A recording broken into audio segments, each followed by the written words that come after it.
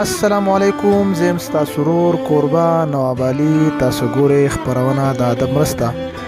نن موږ میادم ته چونکې د سید خان سید څنګ ته راغلي یو. دوی ډېر زیات ښایسته خوندور شعرونه لیکي. نن به موږ د دوی نه څه اشعار اورو. راځئ چې یې دونه څه واورو.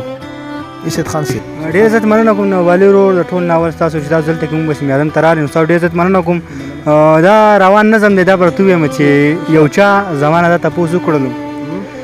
زمانه دا تپوس وکړلو ویلې چې ته داسې پاګل ولې ببر ویښته سرې ګریوان په لاره ببر ویښته سرې ګریوان په لاره د لیونو غوندې په هر ځي کې ته زموږ د کلي ماشومان تنګوي د لیونو غوندې په هر ځي کې ته زموږ د کلي ماشومان تنګوي د لیونو خو د خدای مل شي دا لیوني هر یو انسان تنګوي. مننه.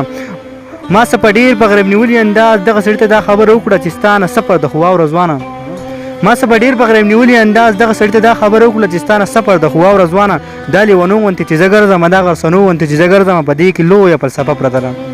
مننه. دا لیونو غوندې چې زه ګرځم دا غرسنو غوندې چې زه ګرځم په دې کې لویه فلسفه پرته ده. ما د یو چا د عزت لپاره ځوانه خپله ځواني په لیونتوب تېره کړه. ای د یو چا زه لیونی خوښ شم، ای د یو چا زه غرسنی خوښ شم.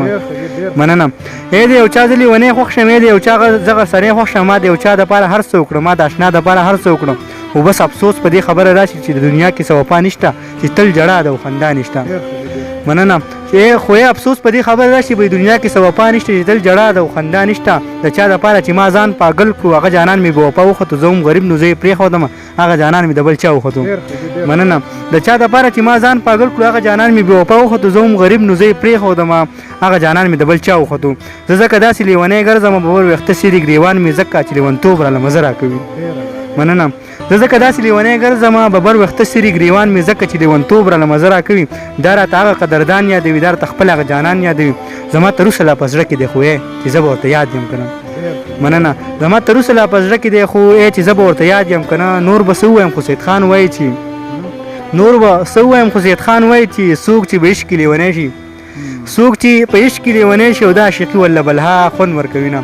او یو شعر به اخره کې ته ووایم چې په خپل خواهش یې لیونی کړم بیا یې پرېښودم اومه غریب دغه سزا یې راله ځکه راکړه. مننه. ډېر ښه جي. ډېره مننه سید خان صاحب چې تاسو دومره په مصروفه وخت کې زموږ د چینل لا وخت راکړو، زموږ سره په دې کې شریک شوي او موږ له د خپلو خیالاتو اظهار موږ ته وکړو. ډېره مننه سید خان صاحب.